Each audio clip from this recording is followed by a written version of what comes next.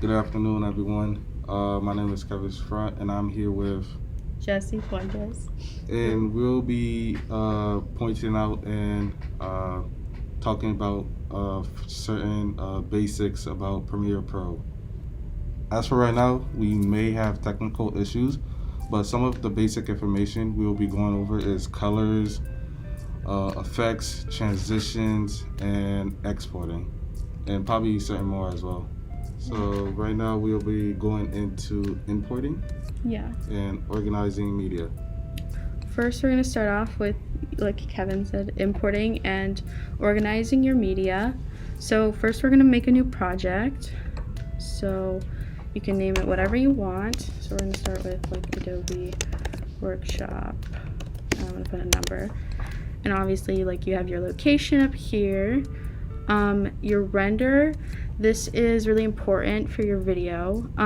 For Macs, I would recommend using just what they recommend, which is the metal thing, but I would, for like Windows computers, use like OpenCL, or there's another one called like labeled CUDA that I would also use because it works better depending on what computer you're on.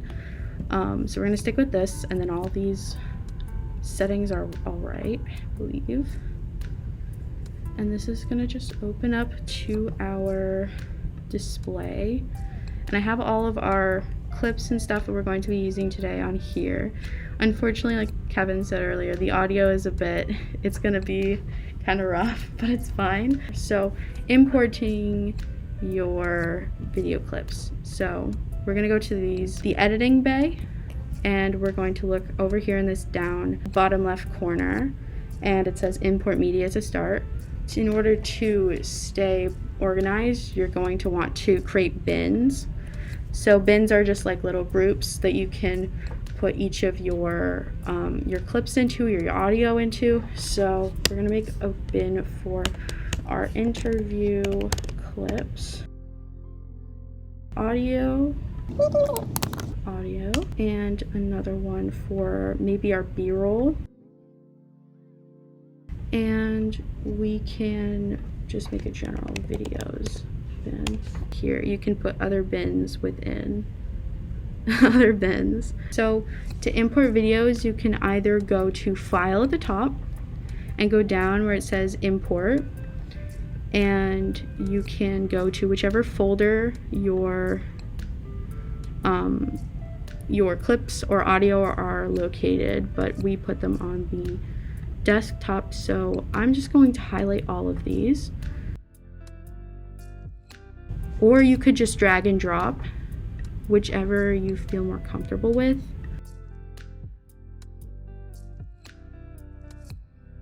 And then obviously we can see here we have our interview clips going in here, and all of our B-roll that we're going to use is going to go in this bin, just so we can stay organized. And then we have our audio, so we're going to import our audio.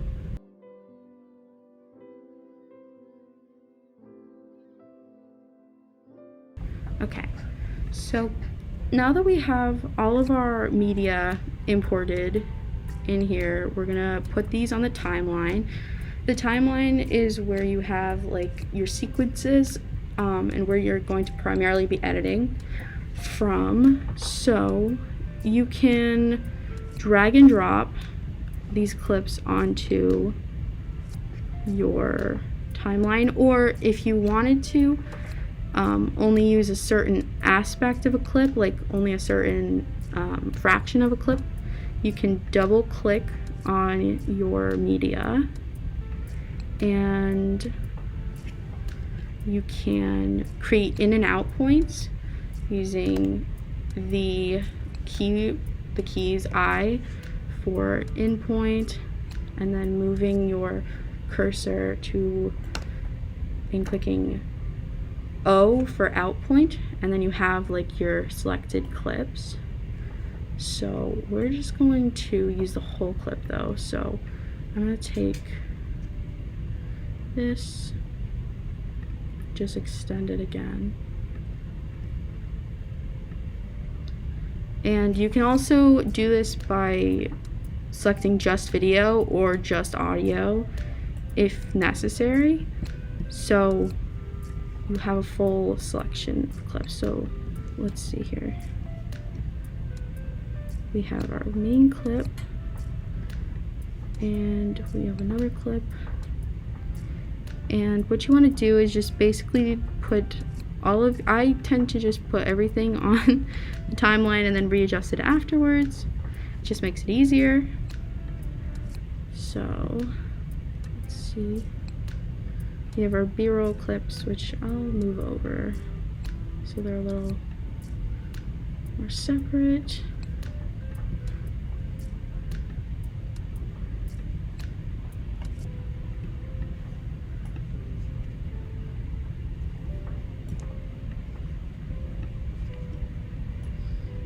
Alright, now we have everything pretty much set up.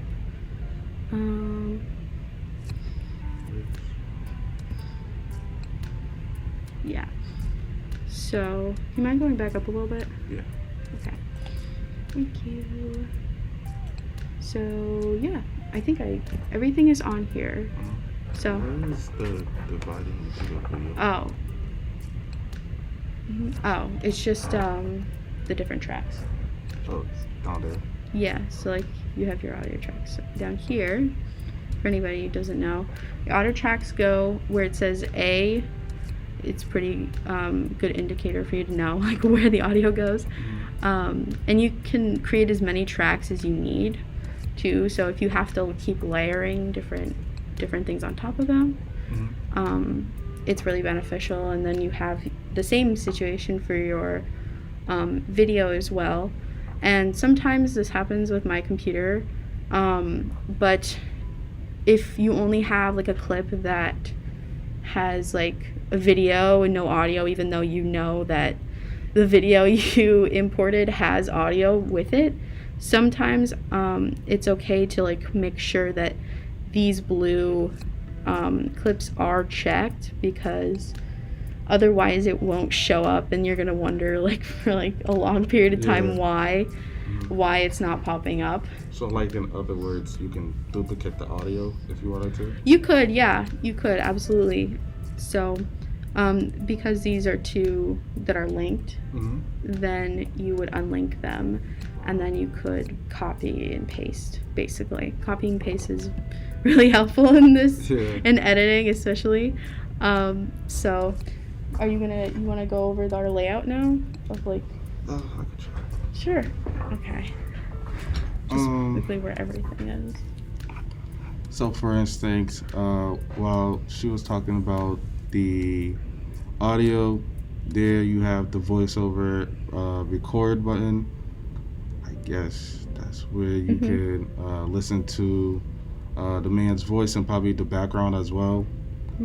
And there are tools on the sides where you can use as well, such as the type tool, where they have vertical type, the pen tool, the selection tool. And another thing is, I don't know if this is located the same position with everybody's Premiere Pro, but usually the tools are located below. If not, you can always try and find them up top as well within the menu. And then I'm trying to see. So you have, so within Premiere Pro, there's the selection tool. There's the razor tool where you can operate with -C, the type tool right here, the pen tool where you can create shapes as well, which is the rectangle. You can also try and create shapes such as the square, and then you have the ovals tool as well. And those are good for like making masks over your videos if you need to isolate a certain area of your video. And that's what the pen tool is also for. The pen tool is like really good for non-cohesive shapes. So if there's like one little like space you need to fix, then the pen tool is your best bet. Otherwise, if you need to cover a large area, it's best to go with either the square tool or the mask or the ellipse tool. And you can also right click from your mouse to utilize other tools such as the mark in, the mark out, the go into. I believe that's another word for zoom in, probably. Mm-hmm. And then you can probably zoom out with the go to out as well.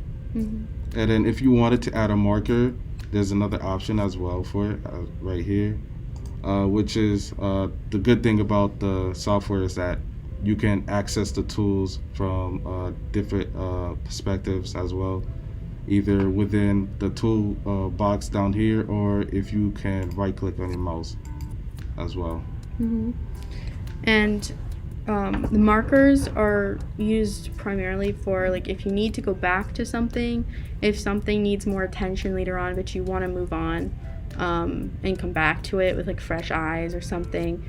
It's really good to like put over certain areas of your video. So you'd use your selection tool and just go over which area you think, if you need the most help with it. And you can click add marker and you can see it pops up like right at the top. And if you want to, you could double click it and it'll bring up this menu where you can name it. You could add your comments of like maybe like what you need to do, what you go back for, and you can change the color as well, which it's another good organizer. Mm-hmm. So if you have like maybe you need to fix like the audio or something, it could be green. Or if you need to fix like the audio, the video itself, like maybe color correction, you could click like orange or something.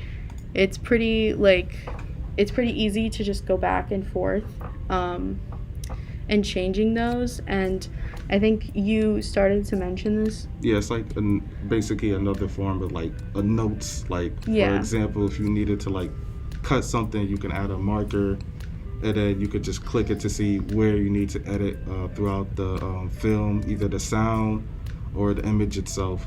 Exactly. And you also we're starting to talk about like the layout for Adobe Premiere is pretty flexible. Like you are able to adjust different areas of the workspace depending on what what your preference is. So it's pretty malleable.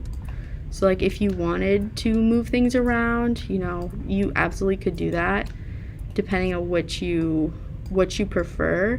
I am usually okay with just sticking with the basic one, the standard that Adobe Premiere always puts in, but everybody has like pretty custom stuff sometimes. Yeah. So if you wanted to, you can absolutely change your layout and make it fitting for what's best for you as an editor. Another thing I was gonna add is that using Premiere Pro is kind of like similar using Final Cut Pro, where they basically display the same features but in like a different format type of shape. So it's like it could be intimidating at first, but like once you start playing around, you start to understand and you start to see certain stuff you see in Final Cut Pro on Premiere Pro as well. Absolutely. And yeah, like Kevin said, like it's kind of intimidating to look at it first. Hopefully we can try to make it easier. Mm-hmm. Because I know looking the first time at this whole setup, it's kind of like scary because you're like, what are all these buttons? Like, what do these do? Like, I don't even know how to do like the most basic stuff. So we're just gonna show you how to use like the most basic stuff. So like you said, we have like the selection tool, so you can select like your clips and stuff, and you can also highlight multiple clips at the same time. If you want to work on 2 clips at the same time, it's pretty easy. And you have your razor tool, so you are able to like cut your clips. These are the most like necessary tools. Yeah. And then if you want to undo it, you can also hit undo. So I will just undo this. And then, like you said, we have our pen tool. The pen tool is really good, like I said before, for creating masks. And it's also good for audio. We're going to go further into that when we get to audio. But yeah, it's primarily to create like keyframes, which keyframes are easy. They're like points, in and out points for the editor to like focus on certain aspects of it. And like it's also good for like keying in like green screens and stuff. It's, yeah, it's pretty specific. It targets specific areas. And then you have like your type tool, which we'll probably go more into later too, for different areas where you can find where the type tool is. But those are like the most. Those are like just extra tools just in case. Yeah, and these tools, like the track select forward tool, are basically like for moving your timeline forward or backwards. But those are tools that are not totally necessary for beginners. I feel like you can just click and drag all your clips over, so it's much easier. But really whatever works for you. So right before we start to edit like our clips, I just want to talk about like what it means to create a narrative for your videos, because having a plan going forward to your video is really crucial to make sure that what you're trying to emphasize within those clips is emphasized in the right way and in a meaningful, purposeful way. So like these clips that we're using today are clips from my field production class, and it's basically Jay, who's like our teacher, and he's talking about COVID. So there's certain audio clips which unfortunately we can't hear. Yeah, we can't hear. That are important, and when you're creating a narrative, you want to make sure like you're moving around these different clips so that you can continue that kind of idea. Maybe if you're going with something more talking about like the impact that COVID's had on campus, you would basically like pick out all the clips of him talking about campus and stuff and just put it next to each other. And we're not going to be able to really go into that, but it's important to really keep a solid idea in mind, especially in pre-production, but also be open-minded, because a lot of things can happen between like when you initially have that kind of idea and like that visual for what you want your video to be and what it actually ends up being. Yeah. So it's important to make sure you're open-minded to changing the way that you want to create the video, because it may not always work. Like you film a lot of things before, and you write a lot of things like in your scripts and stuff, and then it doesn't end up being included, and it's okay. It's okay that happens. So you just want to make sure you take that into consideration when you're creating even like a rough cut, because just playing around and spending time trying to mess with the organization of your clips is really crucial to the outcome of your video. So I was gonna add one thing to it. Go for it. And while she was talking about planning for like your narrative and whatnot, like just going over it before you like post like the final copy or like the final version of it, it doesn't hurt to add like probably like some B-rolls as it towards it as well. For example, her professor is discussing about COVID while you're editing your film or like the shots. You could probably post a picture of people like outside of your community or environment with masks on while he's just demonstrating the vital facts about the COVID and just basically information that the viewers need to know about. And then the B-rolls can give you like a better, a better narrative, a better displayment, like scenery, to like help you understand what his message is really about and how it can affect you as well. So like a B-roll is like a nice, it's like a nice thing to add towards your clips, so everybody can get like a better image on what the message is trying to display and whatnot. Yeah, exactly. And like, even though we can't really target a specific area, I'll just show you like how we would possibly include like B-roll in to especially a video with an interviewer, because you don't want to just like see a person sitting down the whole time. Mm-hmm. You want to make it interesting for your viewers, and that's something you have to keep in mind the whole time. Is like, what is going to bring out what you want out of the video? Like, what are your goals for it? Do you want it to be more emotional? Do you want it to be more informative? Do you just got to consider what your main goal of the video is supposed to be as you're editing it, to create a more fluent delivery. So like, imagine, I'm just pulling a random spot right here. So I'll just say he's like talking about COVID, right? And there's one part of this this long series of clips where he's talking about campus, and he says something like campus is like this like vast wasteland. Mm-hmm. And that's kind of that's something that you want to include, because it's makes you want to picture what's going on. Mm-hmm. And that's like the perfect time to put B-roll in. So even like including clips over here, we have our zoom in thing.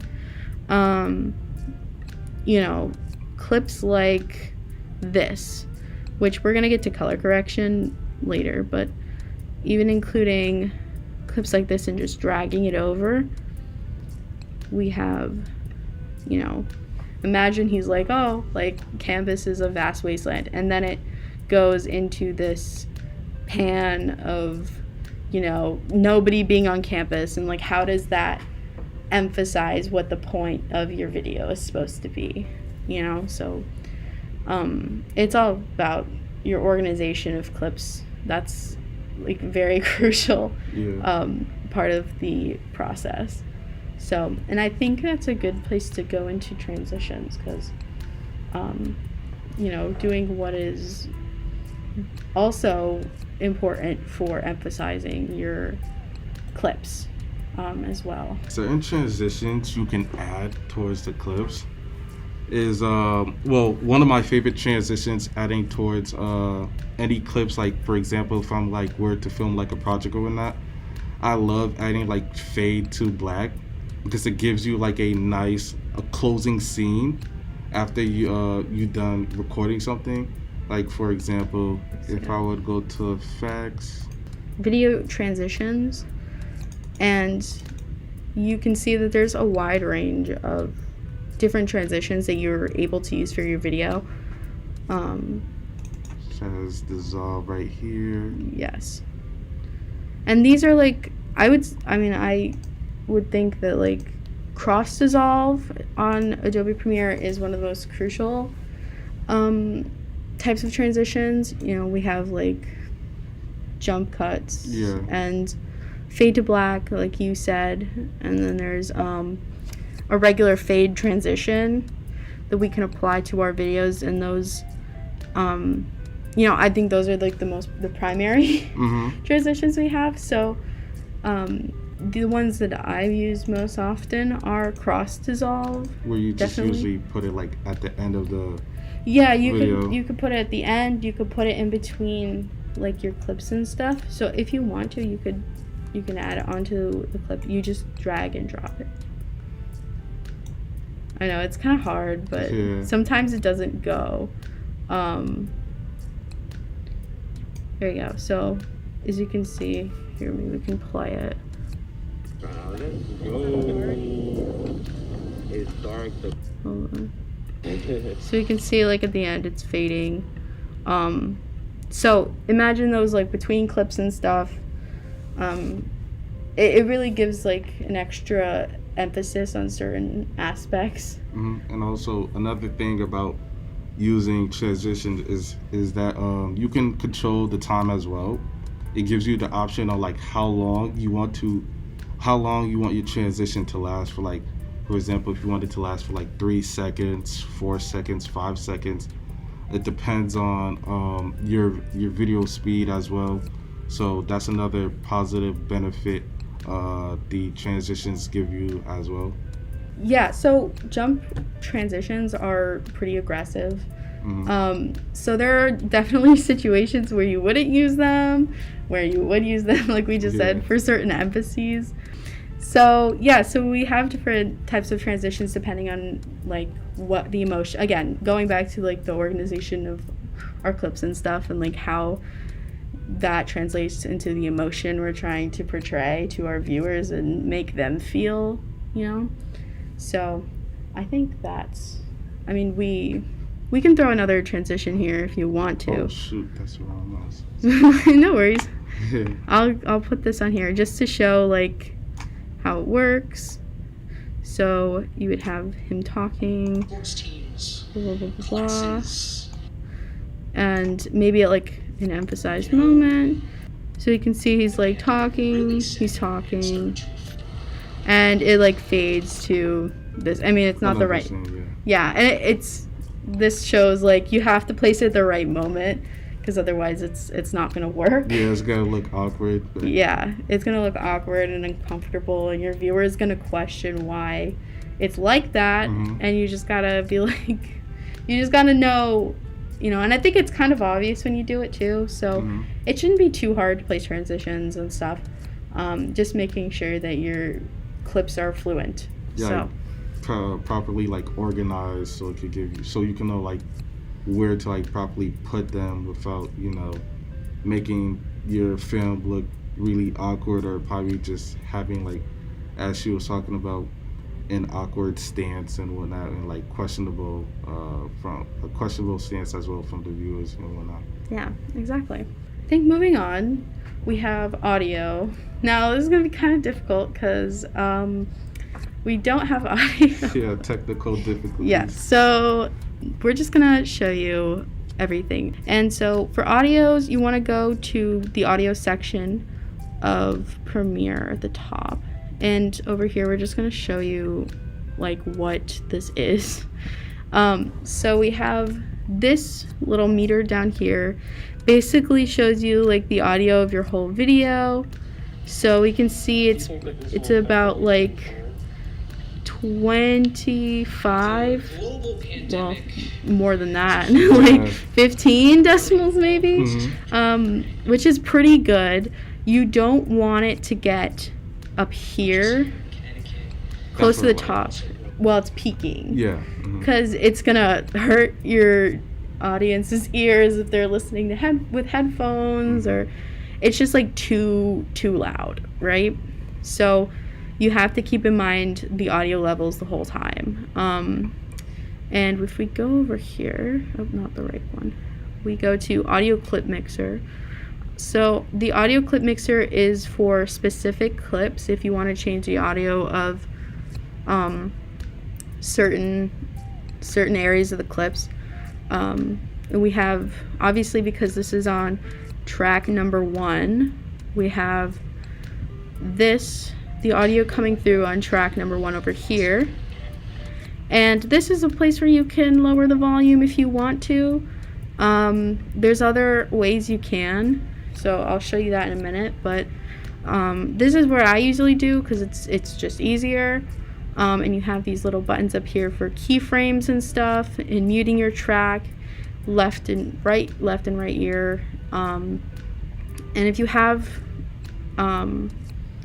this track on like 2 different tracks and stuff, like it'll be, you could switch it so it's only playing left and right ear, which is good. And then you have your audio track mixer, which is like the master of your entire video.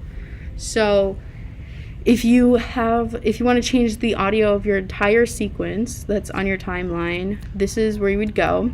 As you can see, like it's clearly labeled master, and they have these different buttons over here that aren't really necessary to change.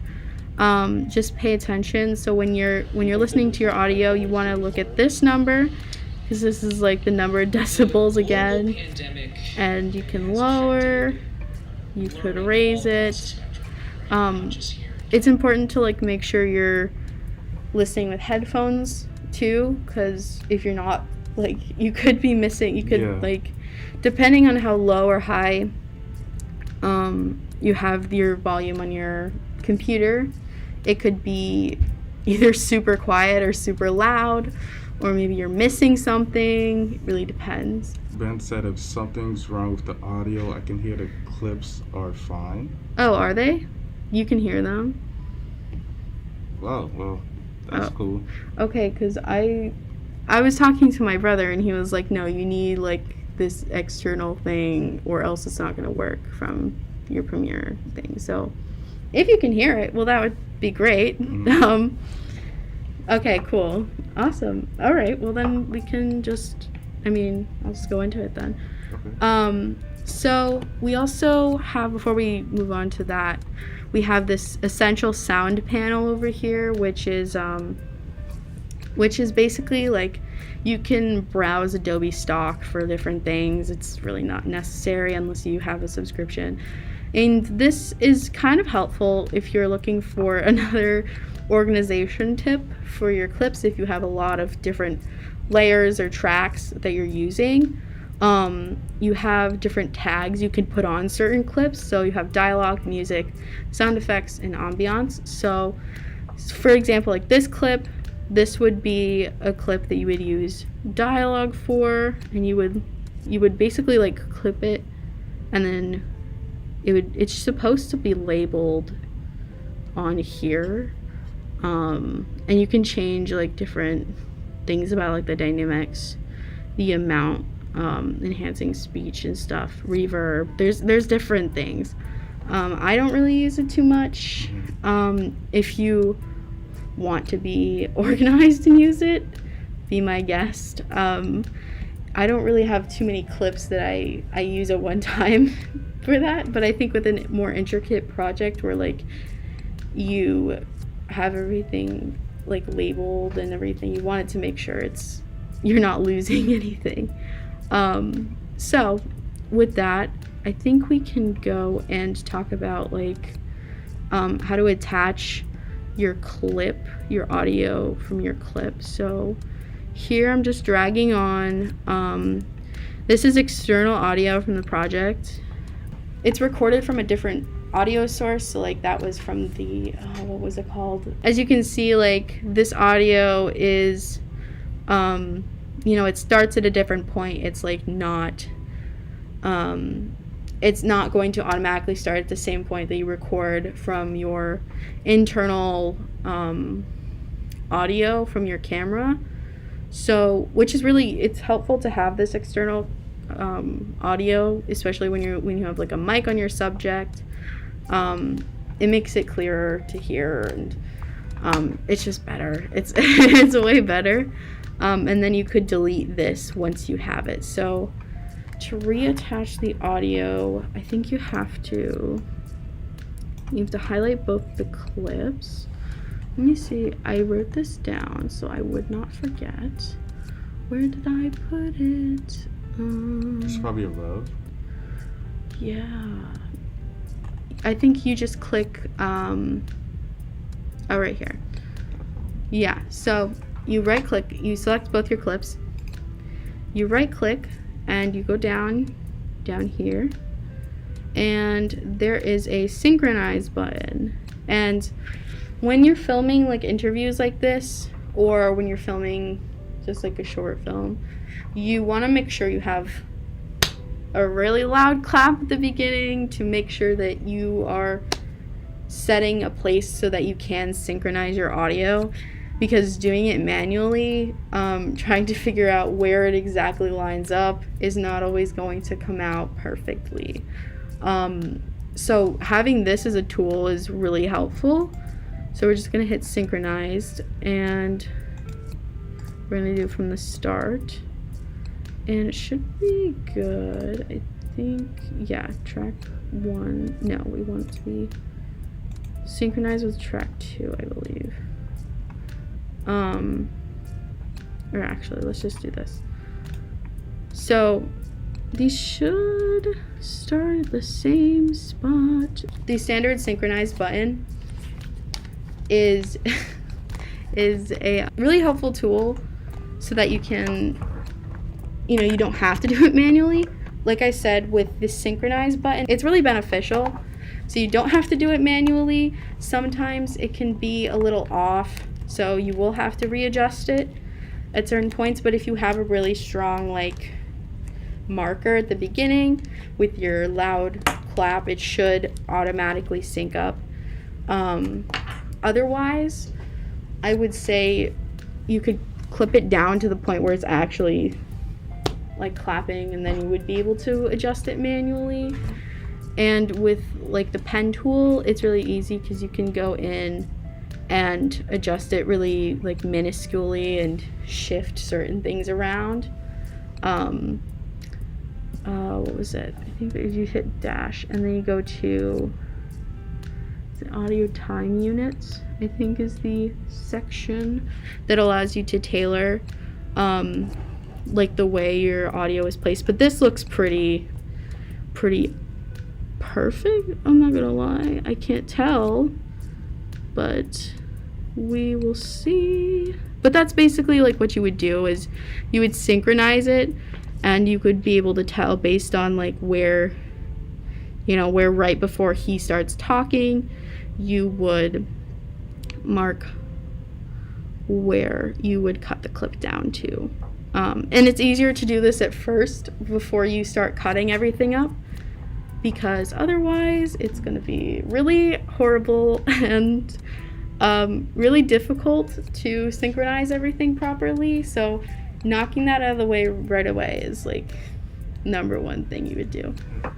So I'm also going to talk about how you do manual fade-ins and fade-outs, so you don't really have to use a transition.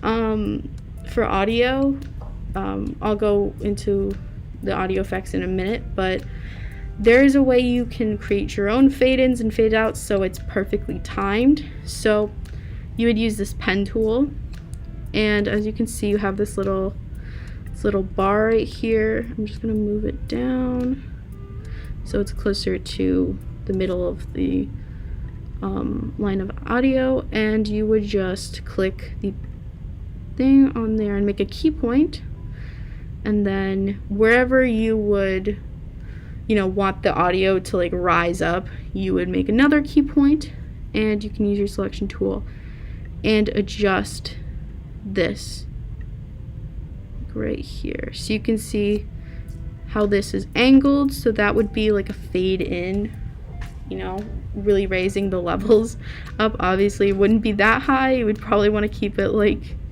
pretty moderate.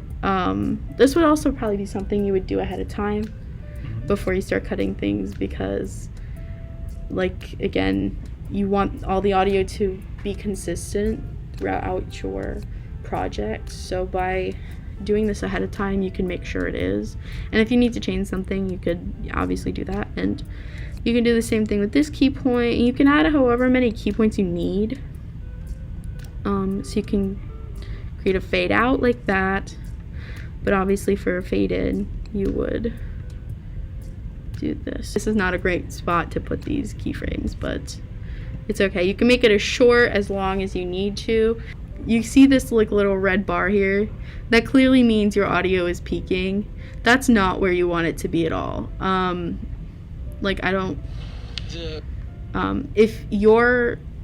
If these two bars hit, yeah, see, this is not synced up at all. Clearly, this is not synced up at all. Probably because I was moving it, but it's fine. So yeah, just make sure that your decimals don't hit this. If you have audio coming out of your laptop and you can actually hear it, make sure that they're synced up. Because we couldn't hear it just now, so that's obviously why we couldn't really tell.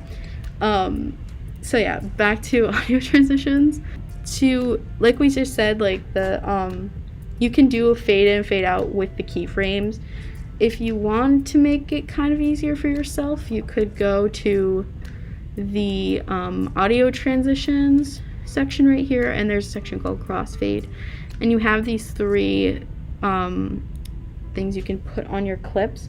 Exponential fade is basically your fade out. It can be kind of dramatic. If you don't adjust it properly, it can be really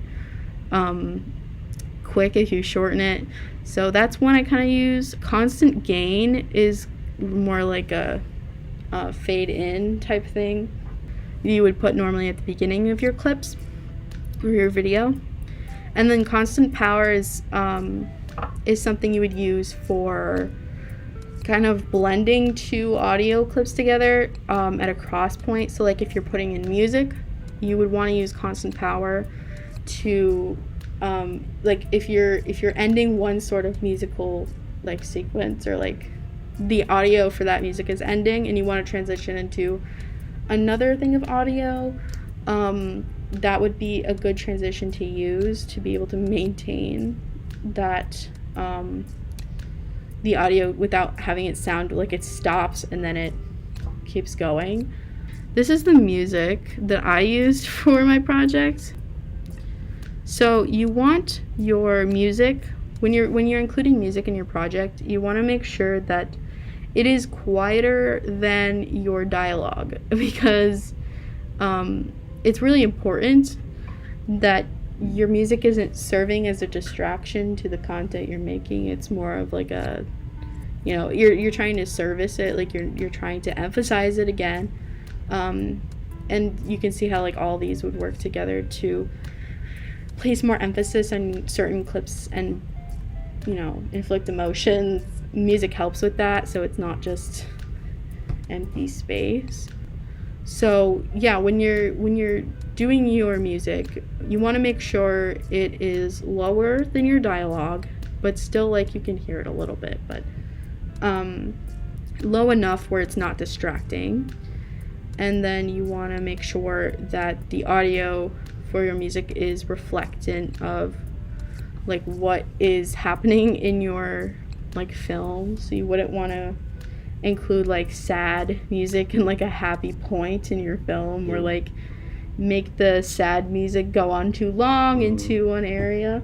So just be really aware of like the type of music you're including, and search around, because there's a lot of great like stock music that you can use that will be really beneficial to your video. Don't make it too overbearing, and focus on having it be another emphasis, or like having it service your clip. You're not playing music, you're playing your dialogue in here. I think that about covers it with audio. We'll be going over certain aspects of the color correcting. So one thing you can see is the rotoscope right here, where it displays the certain type of colors that is being used in the scene, such as the redness, and then you can see the little mismatch of the greenness as well. Your like RBG color palette. Mm-hmm. And then down here, that's part of the rotoscope as well.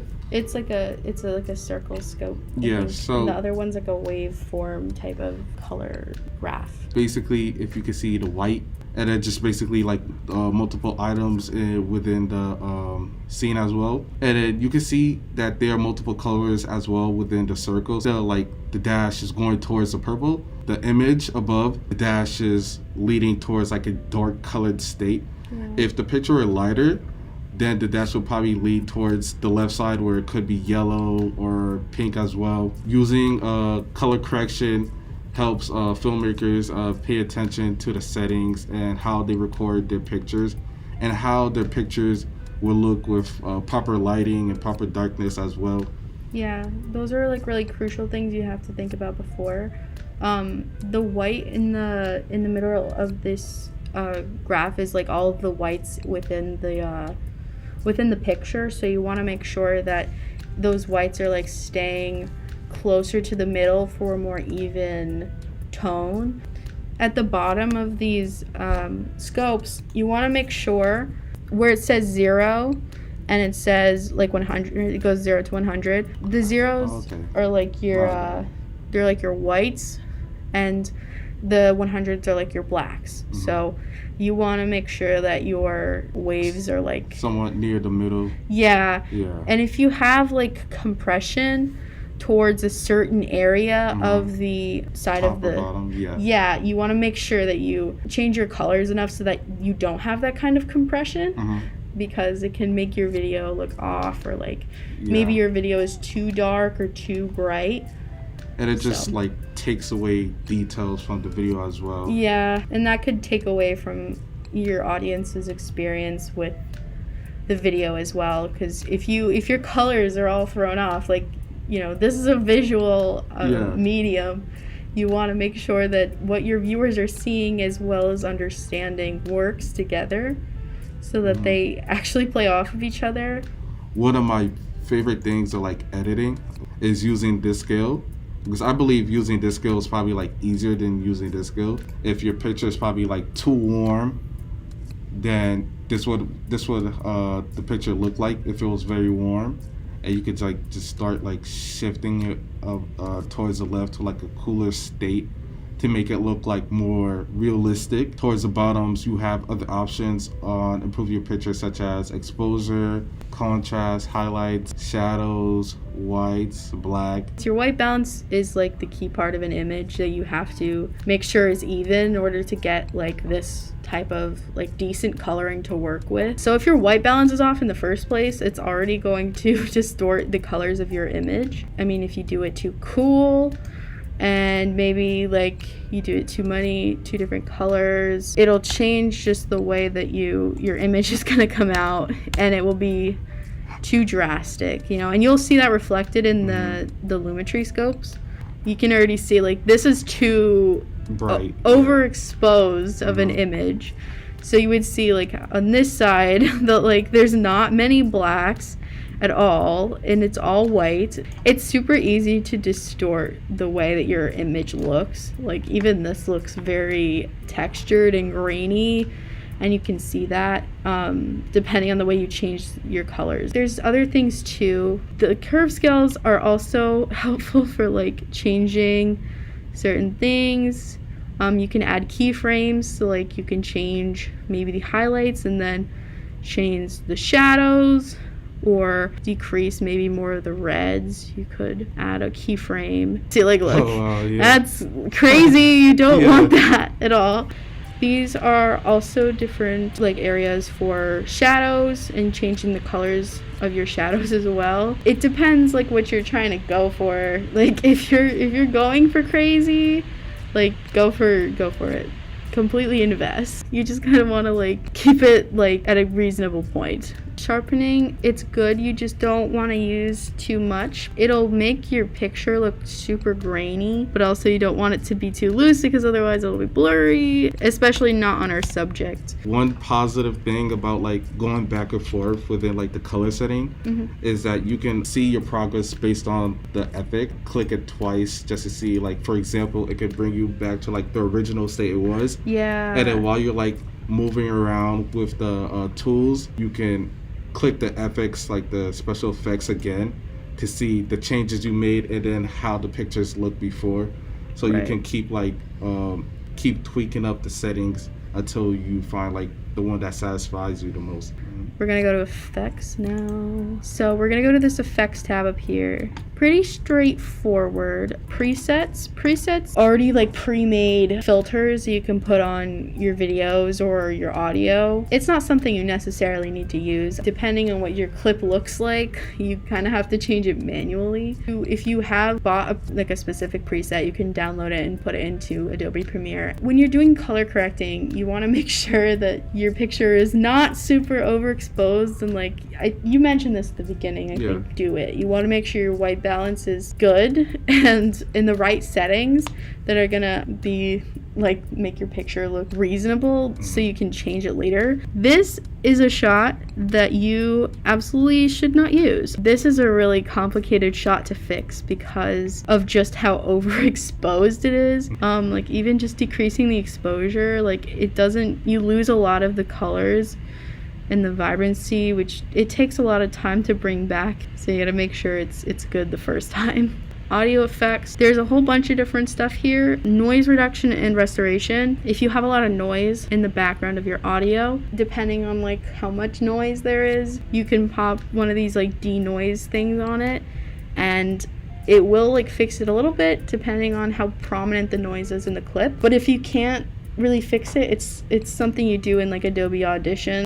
There's a whole bunch of different things, so like delays or like modulations, a whole bunch of stuff you can mess around with. And then we're gonna go to video effects. Our teacher Jay, who's like in this video, he had us blur this whole background, and you're like, how do you do that? You can use the pen tool, go around your clip as close to like the subject as you can, and then you like inverse it. To blur this background, you would basically make this whole thing a mask for the whole background. You could apply these like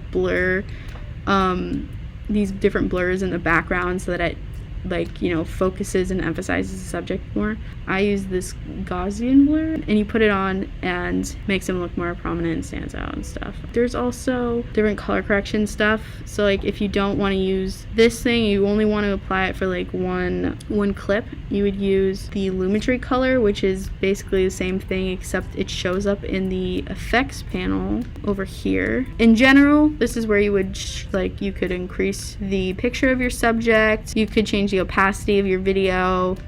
This is where you would make masks. But yeah, so it's just like another effect you could put on, and then you can change certain aspects of a clip that way. Keying is also another thing. This would be like you would use the Luma key for doing green screen work, changing your background if you do shoot in front of a green screen. Noise and grain, that is, I mean, yeah, some filmmakers like to increase the grain of their videos, and so you could use one of these different grain type things to see which you would prefer your video to look like. It's just like another texture on the screen, so if you prefer to go with that, you can. Yeah, just a lot of different things you can mess around with more. And you can make a custom bin if you want to upload your own kind of transitions or different effects if you need it.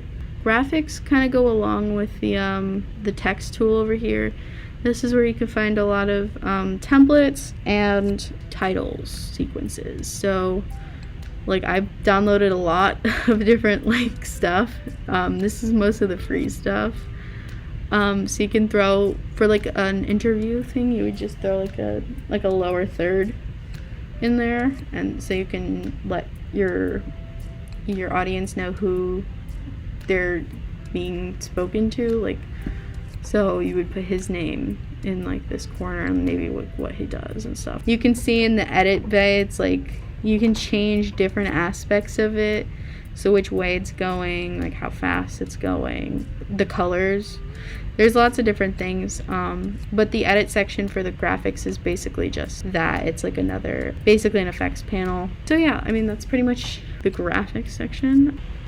Moving on to exporting, you want to go to File, and this is for exporting. You would want to go to File, you want to scroll all the way down towards Export right here, and then every time, well, most of the time when you wanted to go to Export, you would want to go next to Media, where it would redirect you towards the settings. And the format that's really usually recommended to use is the H.264 format, but it depends on what type of format your computer can run as well. So you want to make sure to export both the video and the audio as well, and they should be automatic, so you can just like check in case. So where would that be? So audio. Oh, right here. You want to make sure there are checks right here for the audio and the video. And then after that, it's not necessary to do this, but you can use the maximum render quality to improve the quality of the video. Although it does extend the encoding time as well. And what would that be? Over there. Somewhere down the settings as well. And when you're all done, when you're all done tweaking up like the settings, making sure both are checked, making sure you choose the right format that your computer runs, you could just hit export right here, and it will take like a couple minutes depending how long the video is, just to like download and be complete and whole. And I think that concludes our workshop. Thanks for coming. Thanks for watching, staying this long. I hope that these are helpful to anybody. We just tried to make it kind of simple because I know tutorials can be kind of intense too. Everything has a purpose. Spend time messing around with it. Thanks for attending our live stream, and we hope you have a wonderful night. I guess we'll see you later.